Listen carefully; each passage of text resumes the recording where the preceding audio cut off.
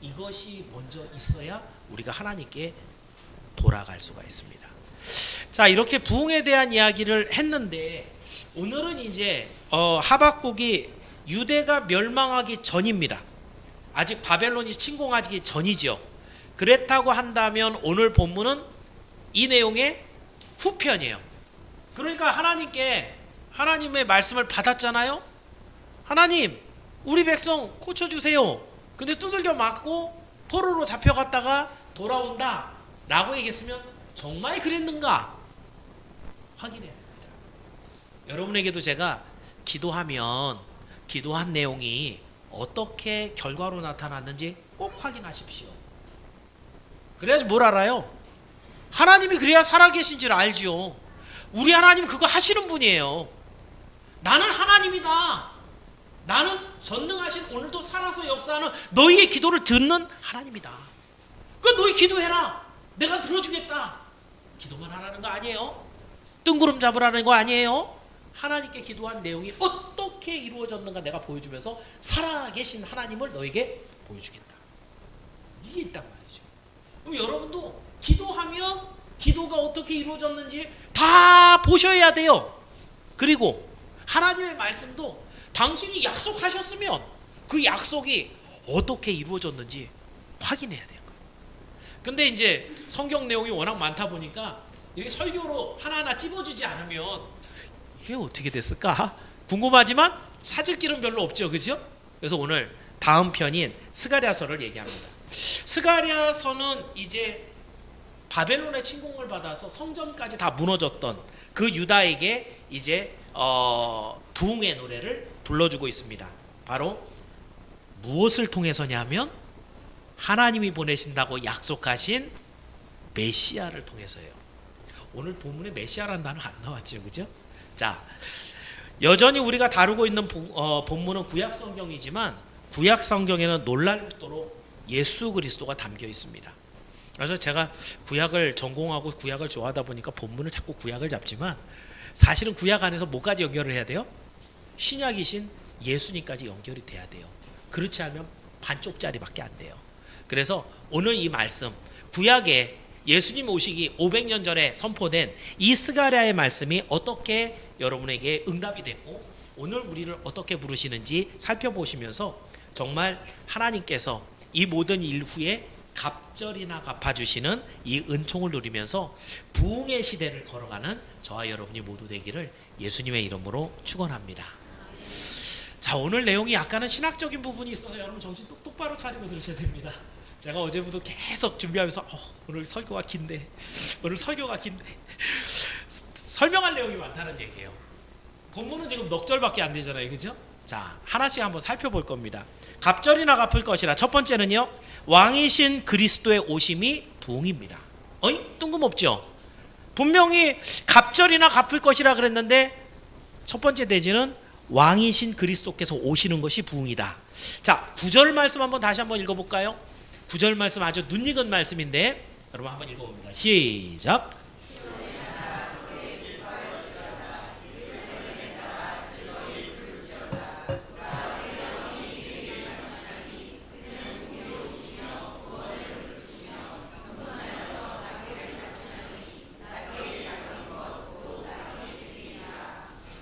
많이 들어보셨죠? 언제 들어보셨어요? 무슨 주일날? 종려주일날, 그죠? 종려주일날 예수님이 호산나 이 종려나무 가지 흔들면서 들어오실 때 그때 이 모든 내용들은 스가랴 9장 9절에 이미 예고가 됐던 그 모습 그대로 예수님이 나귀 새끼 어린 것 타고 오시면서 겸손하신 예수님, 이것을 보여주면서 이제 제가 종려주일 때 자주 써먹는 그런 구절이 이 스가랴서 9장 9절이에요. 근데 여러분 이 시기로 얘기한다면 스가랴서가 쓰여진 거는 BC 500년입니다. 예수님 태어나기 얼마나 전이라는 거예요? 500년 전인 거예요. 그죠? 그 500년 전이면 이스라엘 나라는 몇 년도에 멸망했을까요? BC? 이건 외우고 계셨는데 586년이에요. 그러니까 BC는 거꾸로 내려가는 거 아시죠? 숫자가 많을수록 더 옛날이에요. 그러면 586년에서 500년까지 몇 년 흐른 거예요? 86년. 86년은 상당한 시간인데 아주 중요한 시간을 통과한 시간이에요. 무슨 말씀이 있냐면 혹시 예레미야서 25장 12절 올라가 있나요? 올라가 있나요? 자, 한번 읽어볼게요. 예레미야 25장 12절 시작.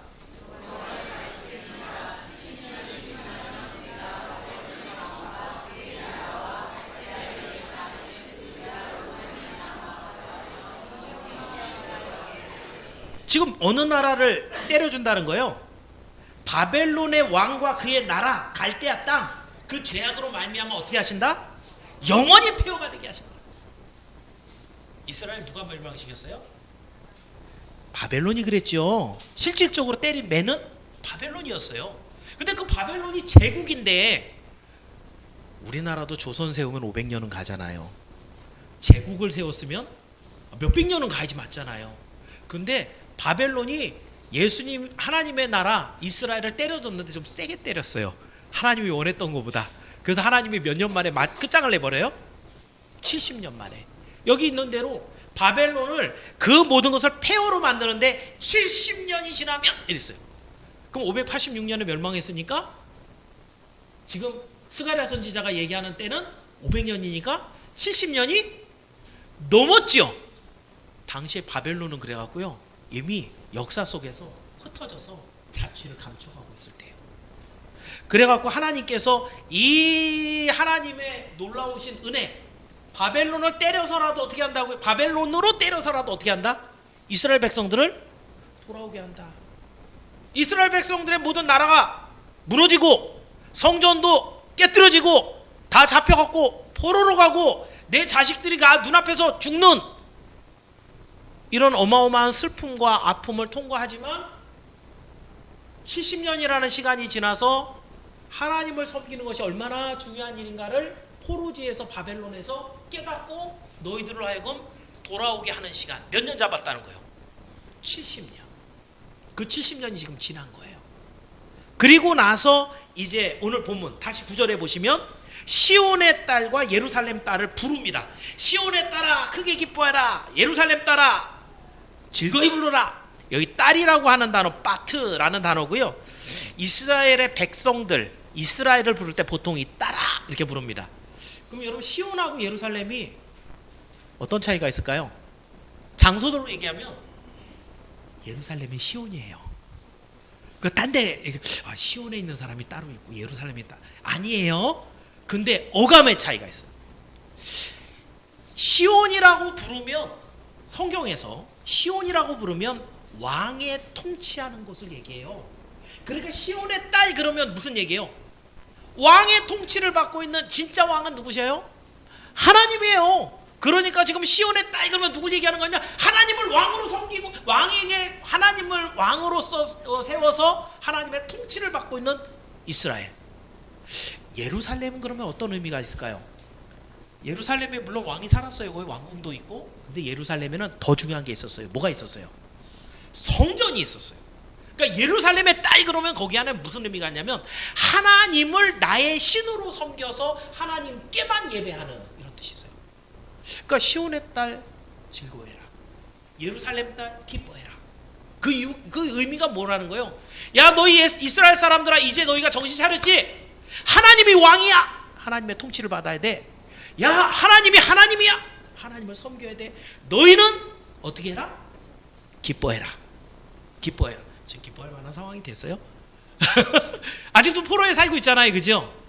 그 하나님을 왕으로 섬기고 하나님을 섬기는 너희들아 기뻐하고 즐거워해라. 왜요? 그 다음 말씀 뭐라고 됐어요? 네 왕이 내게 임한다. 당시에는 여러분 바벨론이 무너지긴 했지만 아직은 왕이 있었고요. 그것을 대체할 수 있는 헬라라고 하는 큰 제국이 세워졌어요. 왕이 있죠?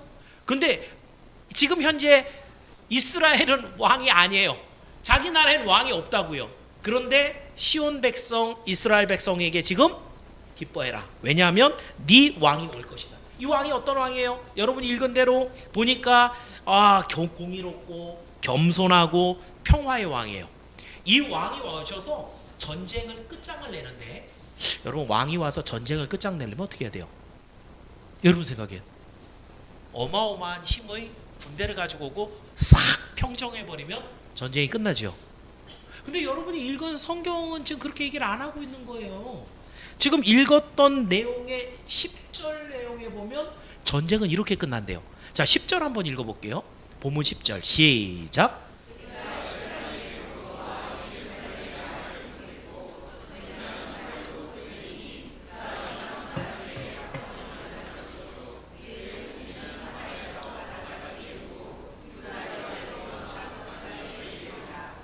그러니까 예수님이 여기에 오는 왕은 에브라임 병거 예루살렘 말 필요 없다는 거예요.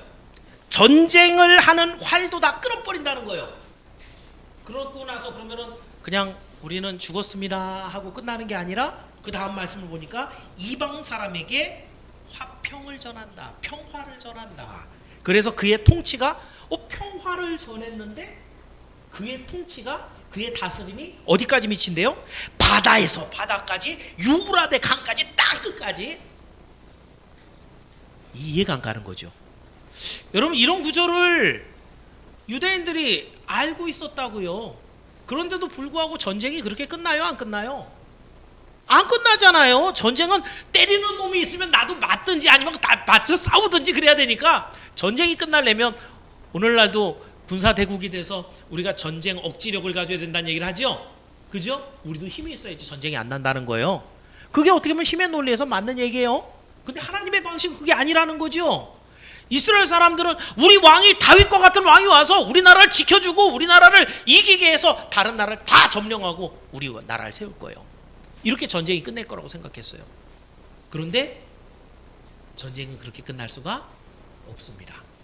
그럼 또 다른 전쟁이 오고 또 다른 힘이 또 다른 핍박과 어려움을 끼쳐주는, 그러니 여기 말씀대로 말씀하고 있는 그 왕은 여러분이 아시는 대로 예수 그리스도, 그분이 오셔서 아무런 무력도 사용하지 않으시고 자기 몸을 십자가에 내어주심으로 오늘 이 말씀이 성경 그대로 완전하게 성취되었던 것을 여러분 확인하길 바랍니다. 여기서 메시아가 주는 화평을 여러분이 한번 생각해 보십시오. 여기에 화평은 원어 샬롬입니다. 이 샬롬은 싸움이 없는 평안함, 이런 단순한 의미가 아니에요. 하나님하고 완전 찢어져서 격리가 돼버린, 완전히 구별돼 버린, 하나님과 완전히 나누어져 버린 이런 사람들에게 하나님과 다시 연결해주는, 하나님께로 돌아오는, 하나님과 더 이상 다툼이 없는, 하나님이 진노하지 않는, 하나님의 인정을 받는 그런 관계가 샬롬이란 뜻이에요. 이 샬롬을 지금 화평을 어디다 전한대요? 이방 나라에다 전한다는 거예요. 이스라엘 사람뿐만이 아니라 예수 그리스도의 십자가가 그 바다를 넘어서 땅 끝까지 이르러서 예수 그리스도의 화평을 너희들도 돌아와서 하나님과 화평 가운데 있게 하는, 이 화평을 전해서 결국은 이 화평이 나라와 나라도 더 이상 싸우지 않고 화해하는, 반목을 끊는 이런 평화를 말합니다. 결론적으로 하나님께로 돌아가는 것이 부흥인데, 부흥은 누구 없이는 말할 수 없는 거예요? 예수님 빼고는 말할 수가 없는 거예요. 부흥의 핵심은 예수님이에요. 지금 이스라엘 너희들 사람들아, 시온에 따라, 예루살렘 따라, 너희는 기뻐해라. 왜 기뻐하냐? 네 왕이 완다. 네 왕이 누구냐면 예수님이란 말이에요. 그 예수님이 오셔서 너희를 화평 가운데로 인도하는데, 그 화평이 하나님께로 돌아가며, 그 화평이 진정한 부흥이라는 것이죠. 그러면 여러분, 반대로 그리스도가 오시기만 하면 그 어떤 사망도 어떤 어려움도 그 사람에게는 뭐가 있어요? 구원과 부흥이 있다는 것이에요. 오늘 여러분 안에 여러 가지 시련과 어려움이 있어서 하나님이 나를 만나 주시기 원하고 내 어려움에서 나를 건져 주시길 원한다고 한다면, 거기에는 가장 먼저 누가 오셔야 돼요? 예수님이 오셔야 돼요. 우리는 몸이 아프면 제일 먼저 병원에 뛰어가야 되고, 돈이 없으면 누구 빌릴 사람을 쫓아가야 되고, 내가 필요한 것이 있으면 그걸 도와줄 사람을 찾아다니지만, 성경은 그렇게 말 안 해요. 성경은 가장 먼저 그곳에 예수님이 오셔야 돼요. 힘들고 어려운 일을 만날 때 가장 먼저 주님 앞에 부르짖는 여러분이 되길 바랍니다. 그곳에 예수님이 오셔서 여러분의 모든 일그러진 문제가 해결이 되고 부흥이 되어서 하나님과 다시 한번 연결되고 하나님의 은혜를 입는 여러분이 되기를 주의 이름으로 축원합니다. 자, 이렇게 부흥의 핵심, 왕이 오심으로, 예수님으로 인해서 그 부흥은 시작된다 그랬습니다. 두 번째, 그럼 그 부흥은 어떻게 이루어지는가? 언약의 피로 말미암아 부흥을 얻는다 그랬어요. 자, 그러면 예수님이 다른 왕도 있을 수 있을 것 같은데 왜 예수님이 오셔야 부흥을 하는가? 여러분 보면 11절이에요. 자, 11절 한번 읽어보겠습니다. 같이 읽습니다. 시작.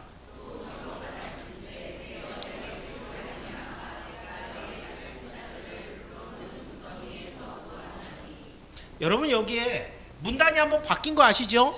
여기에 동그라미가 있고 또 이렇게 시작을 했어요. 여러분 성경을 보시면, 그러니까 여기에 이럴 때는 약간의 대상을 전환, 대화하는 상대를 전환하는 그런 상황에서도 동그라미로 나눠집니다. 다시 말하면 여기에 있는 너로 말할진데 너는 누굴 얘기하는 것 같아요? 지금 앞에서 누구 불렀죠? 이스라엘 불렀죠, 그죠? 시온의 딸, 예루살렘 딸, 이 이스라엘 사람들이에요. 그런데 이 사람들을 불렀는데 동그라미 딱 치고 나서 또 너로 말할진데 이 너 누굴까요? 문맥을 잘 따라 살펴보면 이분은 곧 오실 왕을 얘기하는 거예요. 그러니까 지금 하나님이 당신이 보낼 독생자 예수님, 너로 말할 것 같으면 이 얘기 시작하는 거예요. 그런데 그분이 어떻대요? 네 언약의 피로 말미암아 내가 네 갇힌 자들을 물 없는 구덩이에서 놓았나니, 이 얘기예요. 여러분, 물 없는 구덩이, 저는 구덩이에 빠지면 물 있는 구덩이가 더 무서울 것 같았거든요. 물 있으면 빠져 죽을 거잖아요. 물이 없으면 그래서 조금이라도 오래 그 아래에서 버틸 것 같은데. 근데 여러분, 이스라엘 땅은 비가 많이 안 옵니다. 연간 강수량이 700에서 800mm밖에 안 돼요. 그러니까 물을 구하기 어려우니까 어떻게 해요? 이슬이 내려갖고 농사하는 데인데 이슬 받아서 먹을 수는 없잖아요, 그죠? 그러니까 이 사람들은 한 번 비가 올 때 걔네도 비가 오면은 집중호우가 오거든요. 그래서 그 물을 어떻게 해야 돼요? 잘 보관을 해야 돼요. 그래서요, 이스라엘 가면 구덩이가 많아요. 구덩이에 뭐가 차라고요? 물이 차갖고 그거 비 안 오는 동안 그거 먹고 살겠다고. 그런데 물 없는 구덩이 어떻게 된 거예요? 시간이 지나갖고 구덩이가 말라버린 거예요. 먹을 물이 없는 상태. 그럼 여러분, 성경에 그런 구덩이에 빠졌던 사람, 성경 지식이 많은 분들은 이거 아는데 2명 있습니다. 한 명, 요셉, 그죠? 요셉이 형들이 던져놓는데 거기 물 없는 구덩이여갖고, 그죠? 거기서 자기가 못 나오죠. 누가 끄집어 내줘야 나오죠. 또 한 명 있는데 예레미야. 누가 얘기했어요? 예, 예레미야가 시드기야 왕에게 밑보여갖고, 그죠? 예, 거기에 빠졌다가 죽을 뻔했어요. 그런데 흑인 넷이죠. 넷이가 탄원해 갖고 이제 예레미야를 건져냅니다. 물 없는 구덩이의 특징은 거기에는 물도 없어요. 거기서 살 수가 없어요. 오래 버틸 수가 없어요. 물이라도 있으면 조금이라도 버틸 텐데 물도 없어요. 거기가 깊어서 혼자는 도무지 못 나와요. 그런데 빠져 있으면 어떻게 되는 거예요? 소망이 없는 거예요. 거기서 죽는 거예요. 그 예레미야를 건져낸 그 넷이가 뭐라 그러냐면, 거기에 놔두면 이 사람 죽습니다 라고 건져내는 거예요. 요셉도 마찬가지죠. 그 형들이, 야, 우리가 그 죽이고 피를 은닉한들 우리가 무슨 득이 있냐, 차라리 이거를 우리 미디안 상인에게 팔자. 그냥 꺼냈죠, 그죠? 불쌍해서 꺼낸 건 아니에요. 어쨌든 지금 다시 본문으로 돌아가시면 11절에 지금 네 갇힌 자들 물 없는 고덩이에서 놓았다, 건져냈다, 이런 뜻이에요. 그러니까 지금 스가랴 시대에 이스라엘 백성들 지금 어디 있다는 거예요? 물 없는 구덩이에 들어가 있다. 아직 왕 안 왔잖아요, 그죠? 왕이 오니까 기뻐하라 그런 거고, 왕이 올 거라는 얘기죠. 아직 안 왔으니까 이 사람들 지금 어디 들어가 있어요? 구덩이 안에 들어가 있는 거예요. 여러분은요, 예수를 왕으로 영접하지 못한 분도 현재 위치는 여기입니다. 물 없는 구덩이에 들어가 있는 거예요. 살 수가 없는 곳, 소망이 없는 곳, 누가 건져내지 않으면 나올 수 없는 그 죽음 안에 지금 던져져 있는 거예요. 그런데 이 사람을 어떻게 얻습니까? 어떻게 건져냅니까? 우리 같으면은, 요셉은 형들이 건져내줬죠? 예레미야는 어떻게 했어요? 낡은 옷 해갖고요, 둘레 묶어갖고 밧줄처럼 해갖고 건져냈어요. 여기에 지금 물 없는 구덩이에 들어가 있는 사람은 어떻게 건져내가? 다시 한번 9절 11절 한번 읽어보실래요? 자, 뭘로 건져내시는가? 11절 시작.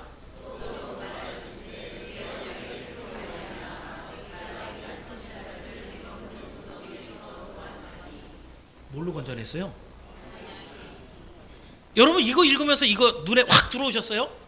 사실은 하나님의 말씀을 읽다 보면 이런 기가 막힌 구절들이 있어요. 구덩이에 갇혀 있는데 뭔가로 끄집어내줘야 되는데 끄집어내는 수단이 뭐냐면 네 언약의 피로 그를 끄집어낸다. 저는 여러분 그러면 이 말씀을 당시 바리새인이나 서기관들도 다 맨날 외웠어요. 아는 정도가 아니라. 근데 이 말이 무슨 말인지는 못 알아들었어요. 근데 예수님이 마지막에 가르쳐 주시죠. 혹시 마태복음 26장 올라가 있습니까? 예. 예수님이 성찬을 준비하시면서 성찬에 들어있는 두 가지 요소, 빵과 포도주, 이 잔은 피에 대한, 포도주에 대한 설명을 27, 28절에, 마태복음 26, 27, 28절에 이렇게 얘기합니다. 27, 28절을 다 읽어볼게요. 시작.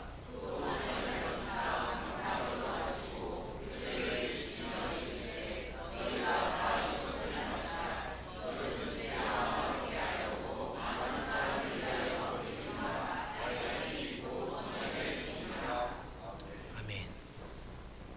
너무 놀랍지 않습니까? 예수님은 이미 다 알고 계신 거예요.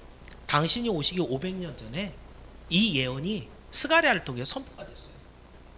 정말 저 물 없는 구덩이에 갇혀 있는 이스라엘 백성들을 위해서 그걸 건져내는데 다른 밧줄로는 건져낼 수가 없는 거예요. 뭘로요? 당신이 십자가에 달리셔서 흘리는 그 피만 가지고 그 구덩이에 있는 자들을 건져낼 수 있다. 그래서 예수님이 당신의 죽음을 기억하게 하려고 성찬을 예비하실 때 딱 이제부터 너희가 내가 올 때까지 기념을 하는데 이 피는 내 언약의 피다. 이것은 내 피, 내 언약의 피다. 이 피가 어디서부터 연결된 거예요? 하나님께서 약속하신 다시 하나님께로 돌아옴 부흥을 위해서 예수님께서 이미 500년 전에 주신 것을 지금 이루고 계시다. 이것을 말씀해 주는 거죠. 여러분, 부흥은 하나님께로 돌아가는 것입니다. 그래서 죄인이 하나님께 돌아가는데 돌아가는 방법이 없어요. 죄인은 하나님 앞에 못 갑니다. 못 나간다고요. 내 힘으로는 그 구덩이를 딛고 올라갈 수 있는 능력이 없고 어느 누구도 올라갈 수가 없다고요. 오직 하나님께서 먼저 찾아오셔서 예수님이 왕으로 오셔서 보라, 네 왕이 임한다. 시온에 따라, 예루살렘 따라 기뻐해라. 네 왕이 온다. 그 왕이 오시는 이유는 언약의 피를 너에게 내려주어서 그 언약의 피로 너를 구덩이에서 건져내기 때문에 너희는 기뻐해라. 참 오늘도 이 부흥은 하나님께서 자기 독생자를 십자가에 내어주시는 값비싼 희생으로 얻는 것이 바로 우리 구원입니다. 그리고 하나님께 돌아가서 우리 부흥을 이루는 것이지요. 오늘 여기 있는 분들이 예수님이 십자가에 죽으신 것과 나와 무슨 관계가 있는가? 라는 것에 대해서 지금까지 잘 모르고 계셨던 분들은 확실하게 깨닫길 바랍니다. 그 예수님의 언약의 피가 예고가 되었고 그 언약의 피가 오셔서 우리에게 성취가 되었고 그 언약의 피를 믿는 자에게 이 건져냄의 은혜를 주신다고 약속하셨으니 여기 있는 우리 모두는 그 언약의 피를 의지하여 하나님께서 약속하신 부흥과 구원을 이루기를 주의 이름으로 축원합니다. 마지막으로 한 가지만 더 이야기합니다. 그럼 이런 부흥은 누구에게 일어나는가? 절망 중에도 믿는 자에게 부흥이 있습니다. 자, 먼저 12절을 한번 읽어볼 겁니다. 오늘 본문 12절 말씀 시작.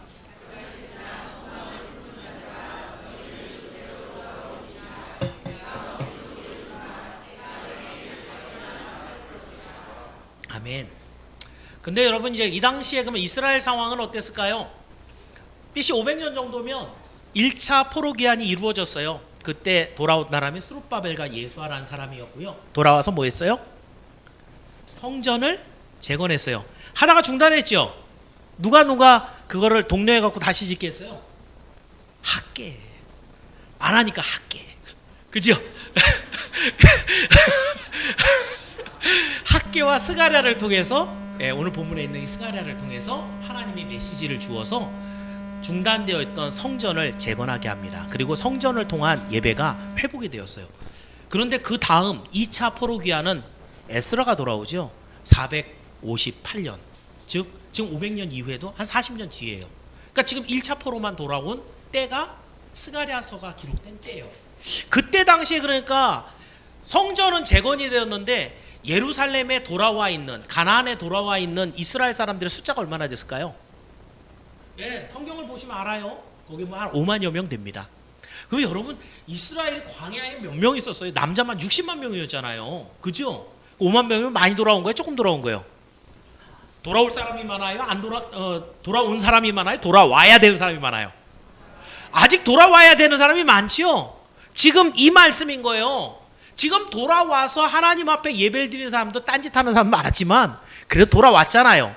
그런데 12절에 지금 여러분이 뭐라고 얘기했어요? 갇혀 있으나 소망을 품은 자들.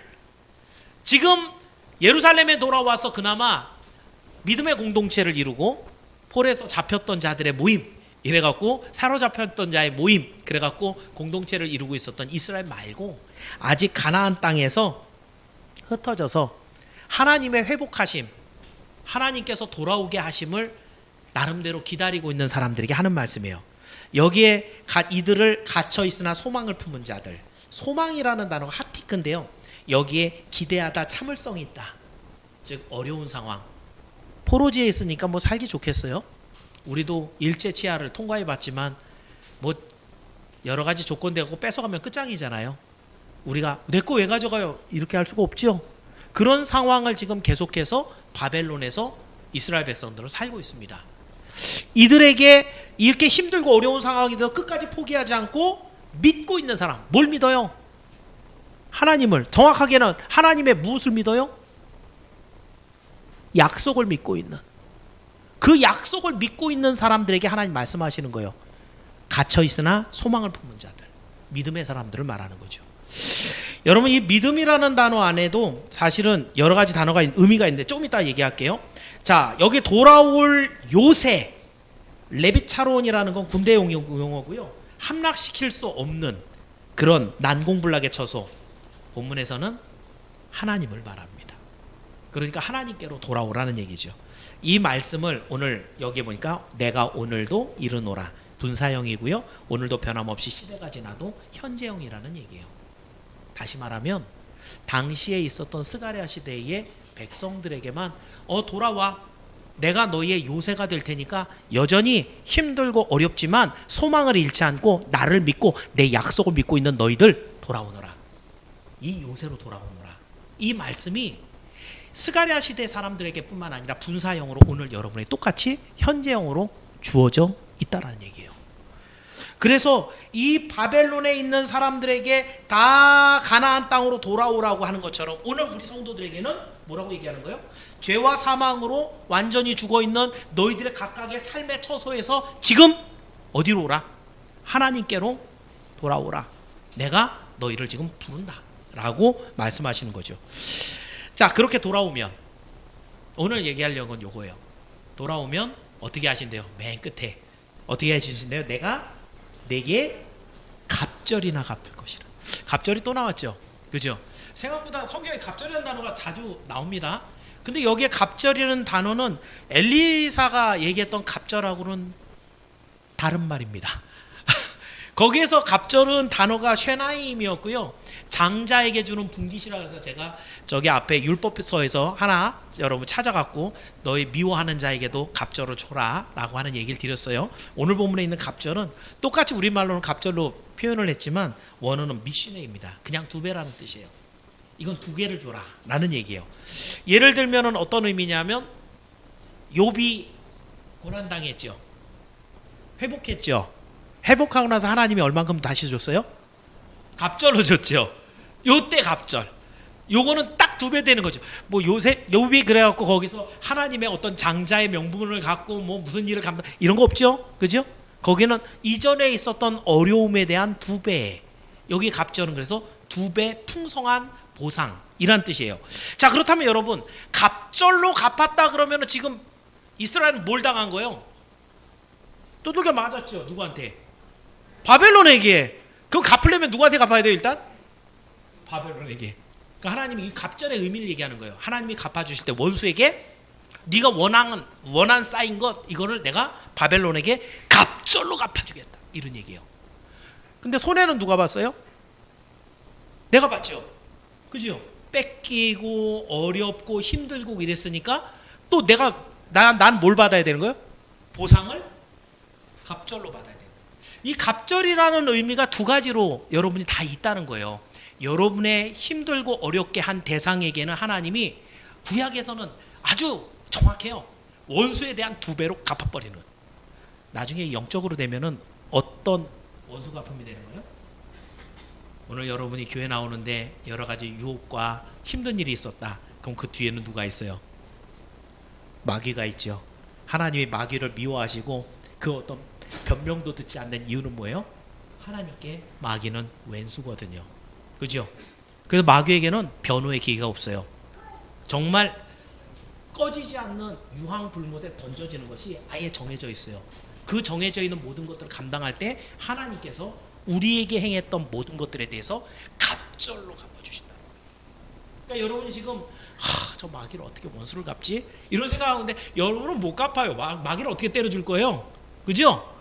그 원수 갚으면 어떻게 해주신다? 하나님이 갑절로 갚아주신다는 거예요. 지옥 불못에 던지면서.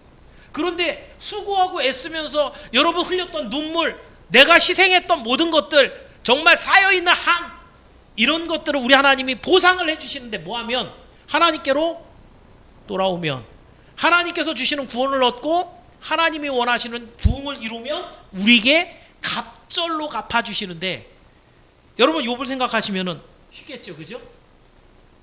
여러분이 모든 누릴 것들에 하나님께로 돌아오면 갑절을 주신다. 저는 그 갑절이 얼만큼일지는 잘 모르겠어요. 왜냐면 하나님의 방식이기 때문에 누리다 모자르면 아마 천국에서 누릴 만큼 여러분에게 풍성하게 주실 것을 저는 믿습니다.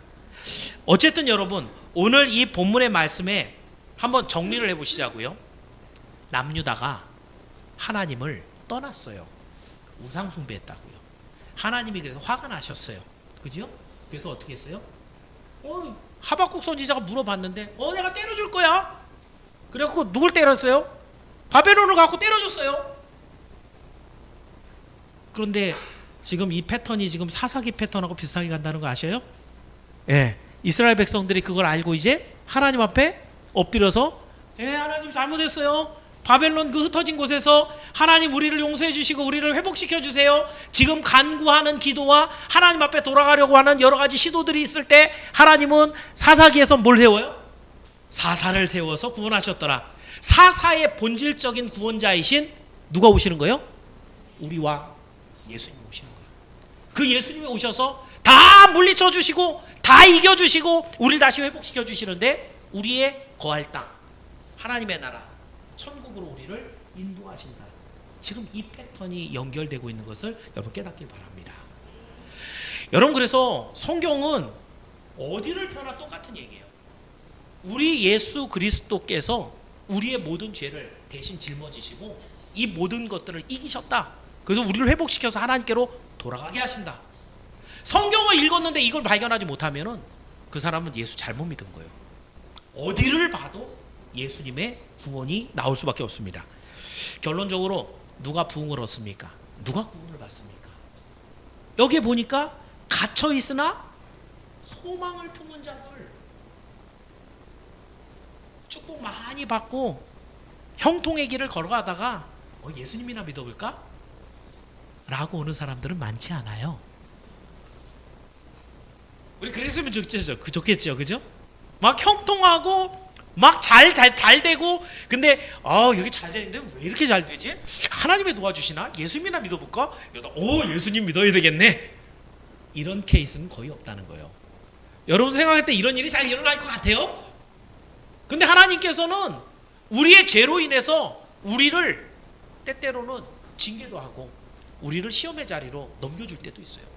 그런데 그런 때 갇혀있지만 소망을 잃지 않는지, 어려움을 당하지만 환난이 있지만 내 삶에 정말 다른 사람들이 볼 때 비참할 정도로 어려움이 있을지라도 소망을 잃지 않는 사람, 예수 그리스도가 나의 구원이라는 것을 끝까지 믿는 사람, 이 사람에게는 하나님께서 장담합니다. 내가 갑절이나 갚아주리라.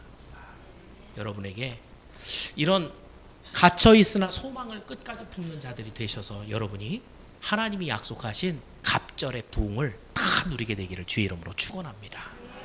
말씀을 정리합니다. 오늘은 지난주 하박국서에서 약속하셨던 부흥, 내가 부흥하게 할 거야, 내가 수년 내에 이루어줄 거야 라고 했던 그 말씀이 역사적으로 어떻게 실현되었는가, 이것을 여러분과 함께 나눴습니다. 오직 부흥의 주체 누가 오셔야 돼요? 예수님이 오셔야 돼요. 성경을 이제는 여러분이 바꿔서 이렇게 읽을 수 있어야 돼요. 왕이 오시나니 그 왕이 누군 거예요? 예수님이라는 거예요. 이제 우리는 신약 성경을 갖고 있기 때문에 정확하게 그 이름을 얘기할 수 있어야 돼요. 부흥은, 구원은 예수님이 여러분에게 찾아오셔야 돼요. 그 예수님이 여러분을 어떻게 구원하신다고요? 당신이 약속한 언약의 피로, 그 언약의 피를 십자가에서 다 쏟으심으로 여러분 구원한다는 거예요. 끝까지 어려움 중에서도 믿음을 잃지 않고 그 주님만 바라봤던 사람들에게 하나님이 그 구원과 함께, 부흥과 함께 갑절로 갚아주신다. 오늘 내용에 여러 가지를 얘기한 것 같지만 정리해보니까 아주 간단하죠? 부흥은 이런 것입니다. 그러니까 부흥은 숫자가 많아지는 게 아니에요. 부흥은 하나님께로 돌아와 하나님의 뜻이 이루어지는 구속사 완성이 바로 부흥입니다.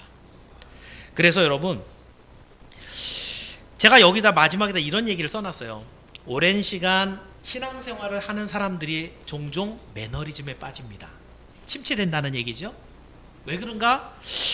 작년에도 10년 전에도 그 전에도 지금이랑 별반 차이가 없는데, 나는 살아가는 살림도 그렇고 내 여건이나 이런 거는 별반 차이는 없는데, 가만히 보면은 불성실하게 예수 믿는, 아니 예수 안 믿는 사람도 나보다 막 잘 되는 것 같고 나보다 더 많은 복을 받는 것 같고, 뭐 예수 믿는 게 뭐 별다른 게 뭐 있나? 그래갖고 슬쩍슬쩍 신앙의 줄을 풀다가 봤는데도 하나님이 아무런 반응이 없이 그냥 그런 거예요. 그래서 조금씩 신앙의 뒷걸음질을 치는 성도가 많습니다. 부흥의 시대를 거쳐왔던 1980년, 90년, 2000년도를 하면서 성도들의 숫자는 어마어마하게 많아졌고요. 장로, 권사, 안수집사, 심지어는 목사도 어마어마하게 많은 숫자로 성장을 했어요. 그런데 똑같은 직함인데 그 80년도 이전에 계셨던 장로, 권사하고 지금 우리 장로, 권사하고는 믿음 비교해보면 어느 쪽으로 부등호가 기울겠어요? 옛날에 계신 분들이 훨씬 더 믿음이 좋았어요. 정말 장로님 그러면 장로님 말씀은 맞아. 지금은 너도 장로고 나도 장로고 술집에 가서 만나면 안수집사 만나고 이런 시대를 살아가고 있는, 왜 이렇게 됐느냐 이거죠. 하나님의 말씀대로 살아가지 않았는데도 하나님이 가만히 계시는 것 같으니까 신앙의 줄을 하나 슬쩍 풀어본 거예요. 아무 문제 없더라는 거죠.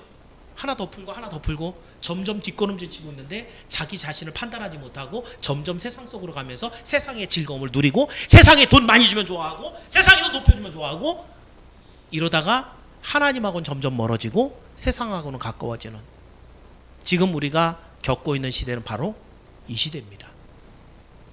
여러분, 그렇다고 한다면 구원과 부흥이 결코 작은 것입니까? 우리 주님이 주시겠다고 약속한 이 구원과 부흥이 정말 작은 것입니까? 나중에 받아도 되는 것입니까? 사실은 내일은 여러분이 자신할 수 없는 날이잖아요. 내일은 여러분 것이 아니에요. 오늘 여러분에게 하나님이 주셨다면 그걸 꼭 붙들고 있어야 돼요. 주님이 오시기까지 너의 붙잡고 있는 것을 꼭 붙들고 있어라 라고 성경은 말씀하고 있어요. 내일이 내게 아닌데 마치 내 것처럼 마음대로 신앙의 줄을 풀어버리는 것, 죄입니다. 하나님의 말씀에 달성하는 일에 부족하거나 어긴 것은 죄라고 얘기하고 있어요.